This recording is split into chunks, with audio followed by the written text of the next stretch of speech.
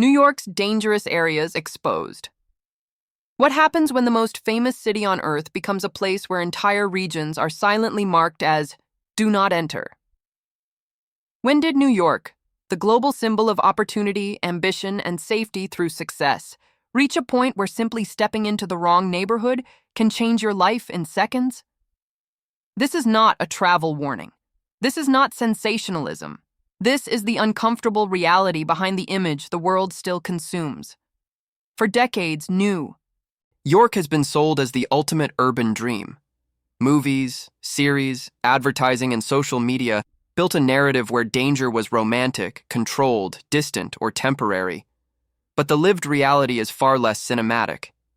Today, there are zones within the city where fear is not an emotion. It is a strategy. Routes are calculated. Streets are avoided. Eye contact is measured. People learn where not to walk, not because they read it online, but because survival teaches faster than any guidebook. Here is the part nobody likes to admit. These unsafe regions are not accidents. They are not sudden failures. They are the visible cracks of a system under extreme pressure. Rising inequality, collapsing infrastructure, overwhelmed services, and a cost of living that quietly pushes stability out of reach. Violence does not appear in a vacuum. It grows where stress becomes permanent and hope becomes rare. In New York, danger is no longer confined to distant stereotypes. It exists within the same city that hosts billion-dollar real estate projects, luxury storefronts, and global headquarters. This coexistence is what makes the situation disturbing. You can walk past polished buildings and, just a few blocks later, enter an area where the rules completely change. Different sounds, different body language, different risks.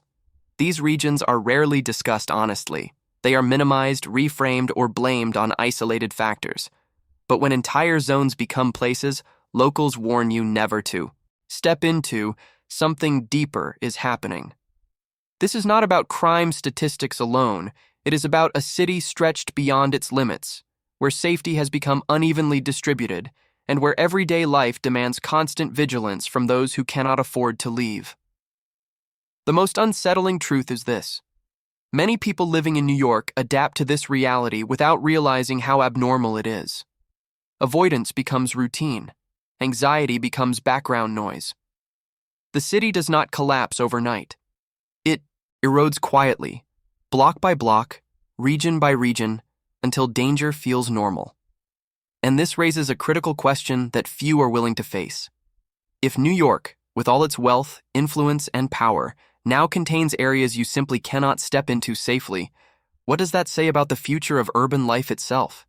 Because these regions are not the exception. They are the warning signs. Before we go any further, pause for a second and ask yourself something honestly. How many times have you heard people say that this is just how big cities work and never question it again? Understanding what is happening here matters, because once danger, stress, and exclusion become normal, they stop looking like problems and start looking like destiny. That is exactly how cities decline without resistance. If this analysis is already changing the way you see New York, leave a comment right now with the words, "The myth is breaking," so I know you are actually following the reasoning and not just watching passively. Your comment helps push this conversation into spaces where it is usually avoided. And if you think content like this is important, not entertaining but necessary, take a second to hit the like button and subscribe to the channel. That support tells the algorithm that deep social analysis still matters more than polished illusions. Fear in New York no longer announces itself loudly. It slips into daily decisions quietly, almost invisibly, until people forget it was ever. Strange. It starts with small adjustments. A street you no longer take at night.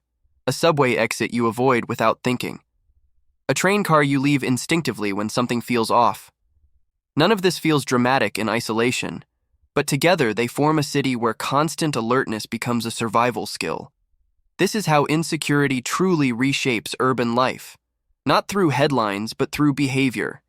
People plan their days around risk management. Schedules tighten, flexibility disappears. Spontaneity becomes expensive, sometimes dangerous. The city demands mental energy just to exist inside it, and that pressure accumulates silently. What makes this worse is that fear is unevenly distributed. Some neighborhoods live under permanent tension, while others remain protected bubbles. Yet the illusion persists that New York is one unified experience. It is not. It is a fragmented environment where safety depends heavily on income, geography, and timing. A wrong turn does not just cost convenience.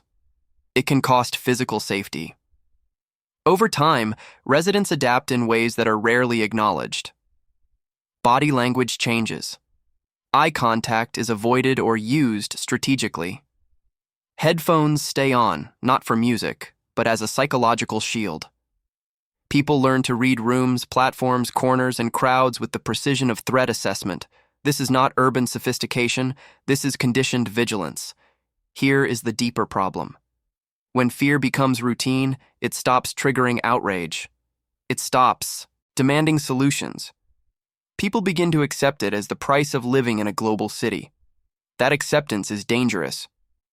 Because once insecurity is normalized, neglect follows. Broken lighting stays broken. Delayed trains feel inevitable. Public disorder blends into the background noise of daily life. Every 300 or 400 steps of this routine, there is another small rupture.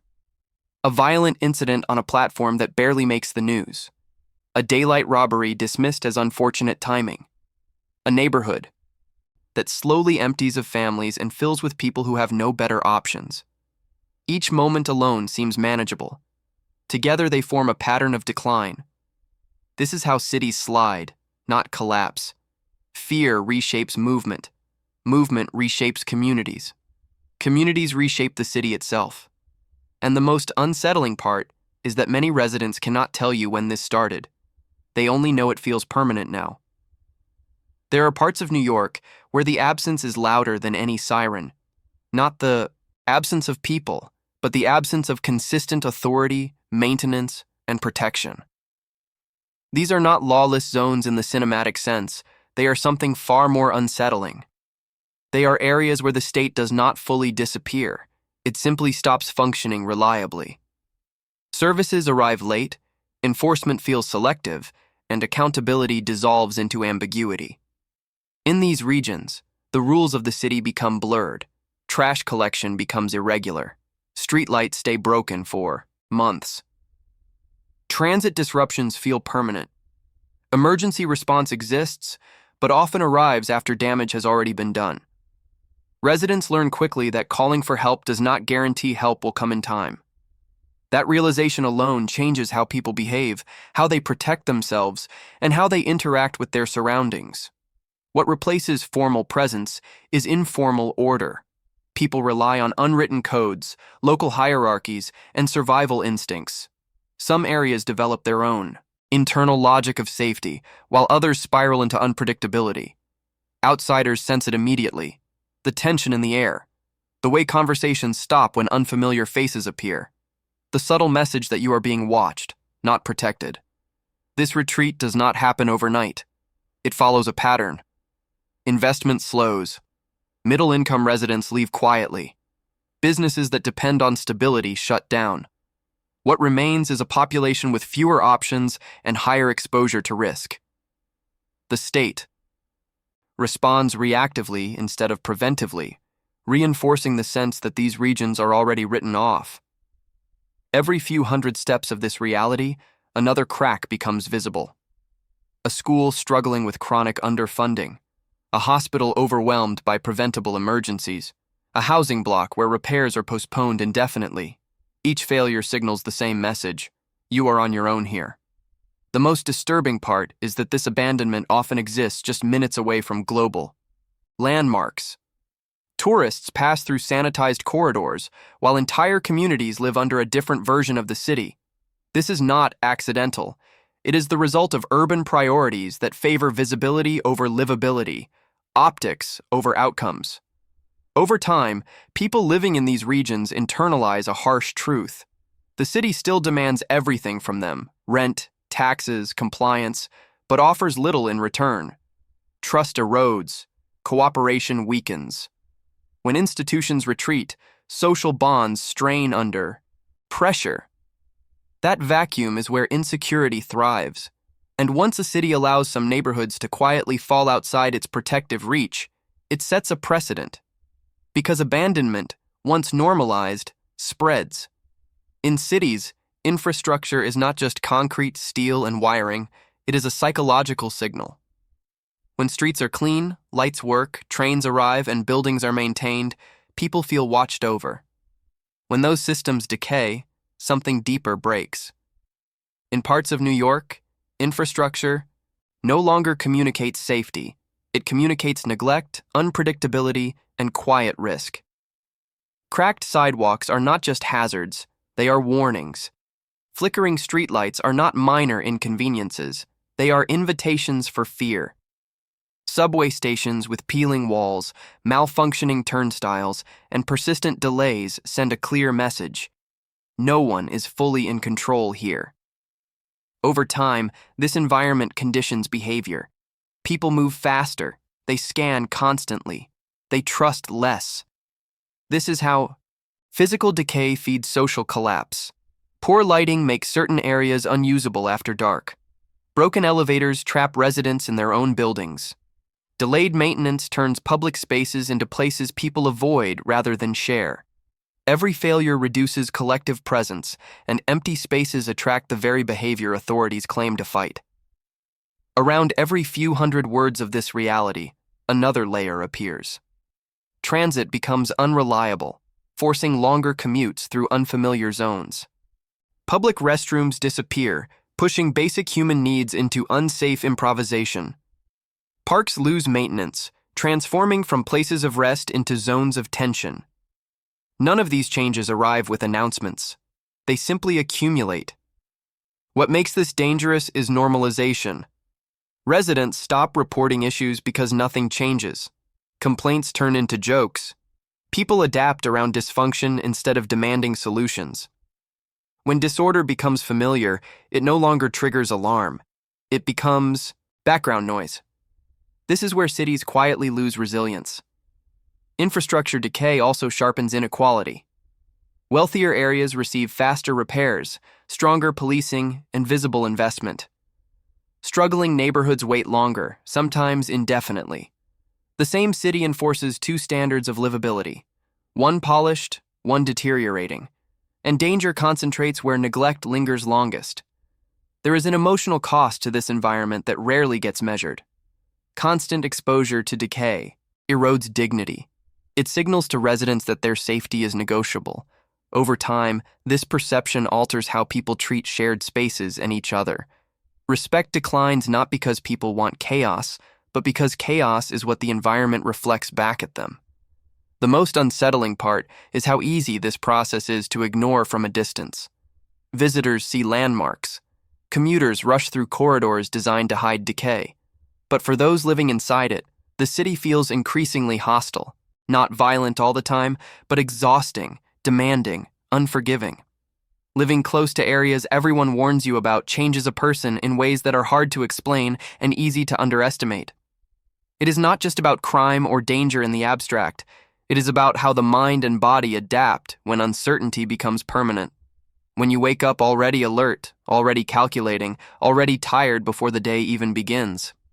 People who live near these unsafe regions learn to compress their lives. Errands are timed. Movements are optimized. Mistakes are avoided at all costs. A late return home is not inconvenient. It is stressful. A missed train is not neutral. It is a problem that triggers anxiety. Over time, this constant pressure reshapes personality. Patience shortens. Trust weakens. The nervous system stays switched on. Every few hundred words into this reality, another invisible cost appears. Sleep becomes lighter. Noise feels threatening instead of neutral. Children learn fear early, not through stories, but through observation. Parents teach rules they never wanted to teach. Where not to go, who not to talk to, when to come home. This is not freedom. It is containment. Psychologists describe this as chronic environmental stress. It does not require a single traumatic event. It builds through repetition. Sirens at night, arguments outside, police activity that feels constant but ineffective. The body absorbs these signals even when the mind tries to ignore them. Stress hormones stay elevated. Decision-making narrows. Long-term planning becomes harder. This is where the city quietly steals something critical: the ability to imagine a future. When survival dominates attention, ambition shrinks. People stop thinking about growth and start thinking about endurance. This is why unsafe regions tend to reproduce instability. Not because people lack intelligence or effort, but because the environment punishes anything that requires calm focus. Another turning point emerges when people begin to internalize blame. Residents are told they should just move, choose better, work harder. But relocation requires money, credit, stability, and opportunity. All things systematically drained by living under constant pressure. The system creates the conditions, then blames individuals for failing inside them. What makes this especially cruel in New York is proximity. You can see wealth from these neighborhoods. Luxury buildings, bright storefronts, secure entrances, all within walking distance. The contrast sharpens resentment and despair. It reminds people daily that safety exists, just not for them. This psychological divide does not stay contained. It spills into behavior, community trust, and social cohesion. When enough people feel trapped, the city becomes brittle. Tension rises without explosion. Decline continues without acknowledgement. One of the most disorienting features of New York today is not danger itself, but proximity. You can stand on a street lined with glass towers, private security, and restaurants that charge more for a single meal than some residents spend on groceries in a week. Then you walk a few blocks, and the atmosphere shifts completely. Different pace, different posture, different rules. The city fractures without warning. This proximity creates a unique psychological tension. Inequality is no longer abstract or statistical. It is spatial. It is visible every day. People living near unsafe regions are constantly reminded that protection, comfort, and calm exist, just selectively. This makes exclusion feel intentional rather than accidental. Urban planners often speak about mixed neighborhoods as a strength. In theory, diversity creates resilience. In reality, when extremes sit side by side without real integration, resentment grows. Wealth insulates itself with doormen, cameras, controlled access, and private services. Insecure areas are left exposed. The city does not blend, it segregates vertically and horizontally at the same time. Every few hundred words into this contrast, another rupture appears. Luxury developments inflate surrounding rents, pushing long-time residents closer to unstable zones. New businesses cater to visitors and high-income professionals, while essential services disappear. The environment tells residents they are no longer the intended users of their own neighborhood. This contrast also warps public perception. Visitors and media focus on the polished image because it photographs well. The unsafe regions become invisible unless something extreme happens. This selective visibility allows the city to maintain its global brand while internal conditions deteriorate. A city can look successful while functioning unevenly. For those caught between these worlds, the effect is corrosive. They move daily through zones of privilege and zones of risk, switching mental modes constantly. Calm, then alert, relaxed, then defensive. This constant adjustment drains emotional energy. It teaches people that safety is conditional and temporary. Another subtle shift happens when inequality becomes normalized. People stop asking why such extremes coexist. They accept it as urban reality. That acceptance protects the system, not the people. Because as long as the contrast is tolerated, it expands. New York did not become this way overnight. It evolved through decisions that favored visibility, investment returns, and global appeal over human continuity. The result is a city where success and danger are neighbors but never equals.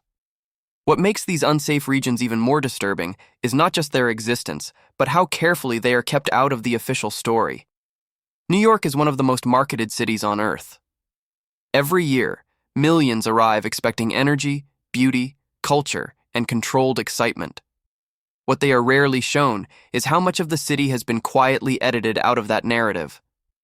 Tourism funnels people through curated corridors. Certain streets are polished. Certain neighborhoods are spotlighted. Airports, hotels, and attractions are connected by routes designed to minimize friction and exposure. The city you see as a visitor is not false, but it is incomplete by design. It is a version that protects the brand. Media plays a similar role. Coverage tends to spike only when violence is extreme or spectacular. The daily reality of unsafe regions, the slow deterioration, the fear woven into ordinary life, rarely qualifies as news. It is too gradual, too complex, too uncomfortable. Silence becomes easier than explanation. Every few hundred words into this silence, another distortion appears. Unsafe areas are framed as anomalies, not outcomes. Blame is redirected toward individuals or isolated incidents. Structural causes fade into the background.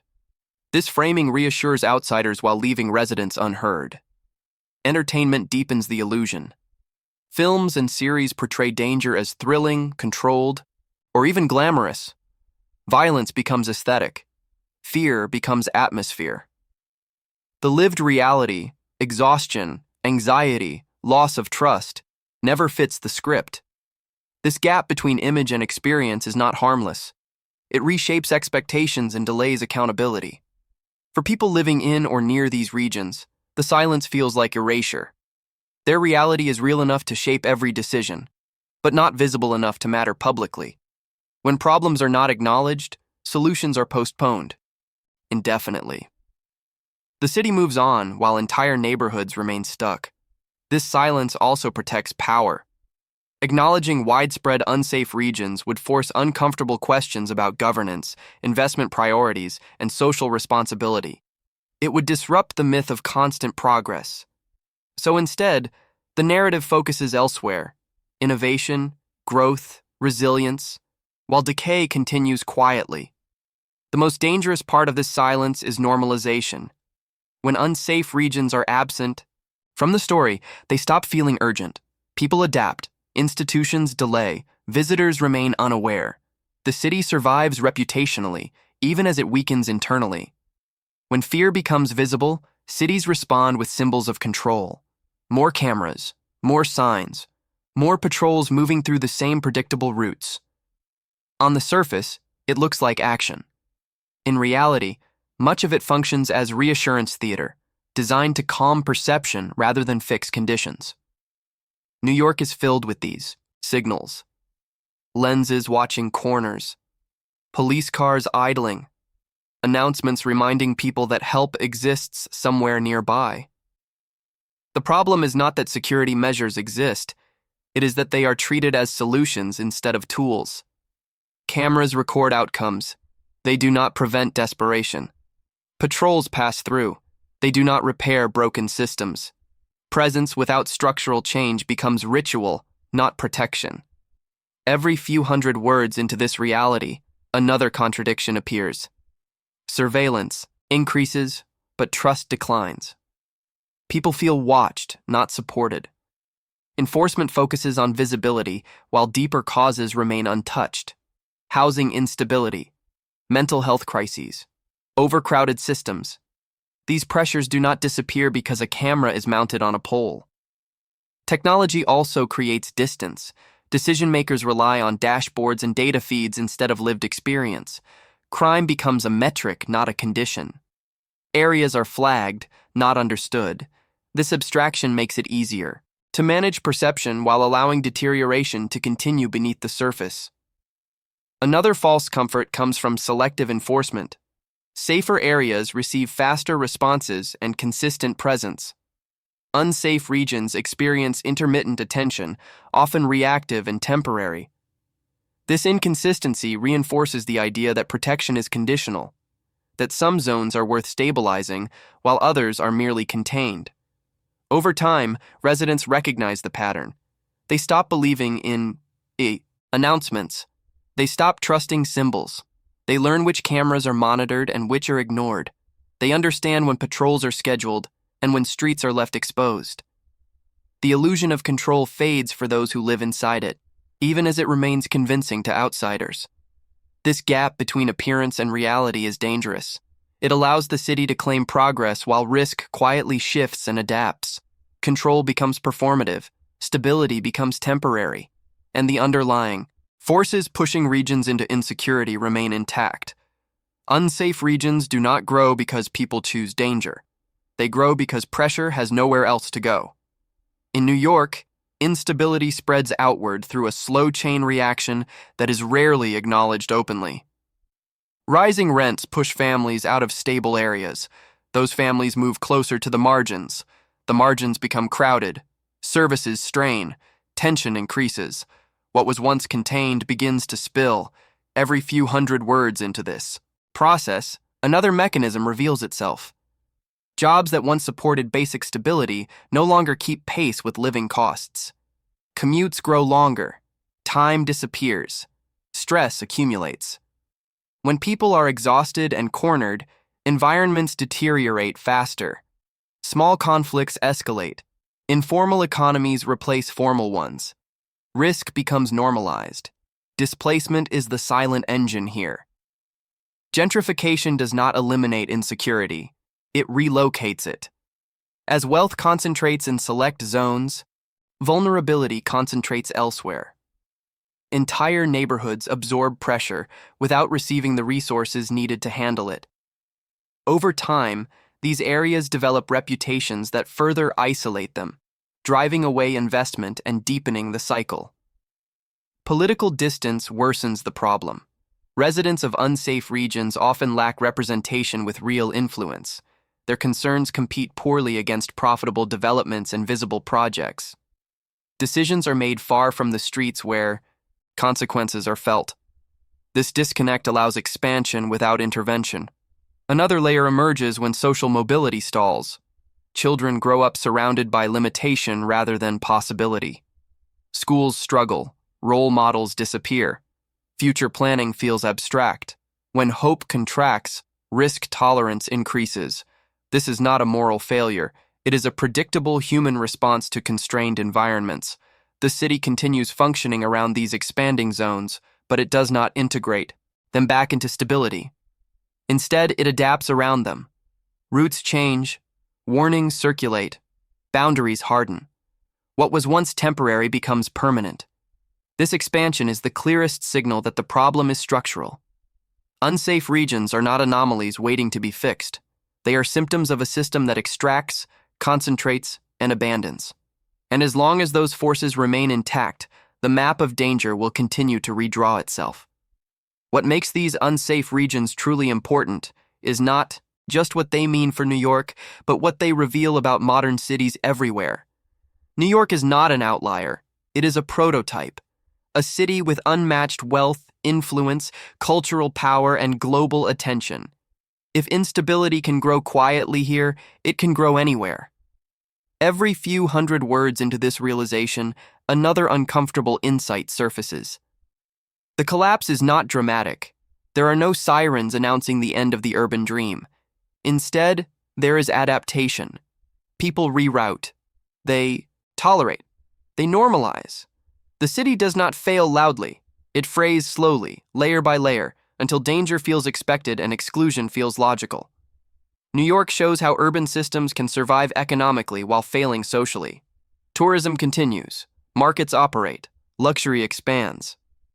At the same time, entire populations live under constant pressure, absorbing risk that never appears in promotional narratives. This split reality is the true warning. A city can look successful while becoming unlivable for many of the people who keep it running. Another shift appears when institutions prioritize resilience language over real repair. Words like recovery, revitalization, and innovation circulate freely, while daily life grows harsher. The gap between messaging and experience widens. Trust erodes. When people stop believing improvement is coming, they stop investing emotionally in the place they live. What New York exposes is the cost of denial. Unsafe regions are not created by crime alone. They are built through housing pressure, psychological exhaustion, unequal protection, and long-term neglect. Ignoring these forces does not freeze them in place. It allows them to spread. The most dangerous idea is that this is simply the price of urban greatness. That chaos is inevitable, that only the strong adapt. This belief protects decline. It reframes failure as sophistication and suffering as ambition. But cities are choices made visible. They reflect priorities, not destiny. If the most iconic city in the world now contains spaces people are warned never to enter, the question is no longer whether something is wrong. The question is how long other cities will pretend this is normal before they recognize the same patterns forming around them. If you stayed until this point, it means you were not just watching, you were thinking. That already puts you ahead of the comfortable narratives most people accept without question. Cities do not collapse only through explosions or headlines. They collapse when people stop paying attention. If this video helped you see New York and modern urban life more clearly, take a moment now to subscribe to the channel. This space exists to challenge illusions, not to sell fantasies. Leave a like if you believe understanding these patterns matters before they spread further. And I want to hear from you. In the comments, write, "The urban dream is fracturing." So I know you reached the end and understood the deeper message behind this analysis. The next video on your screen continues this investigation, looking deeper into how other major cities are following the same path, quietly and dangerously. Watch it, because once you recognize the pattern, you cannot unsee it.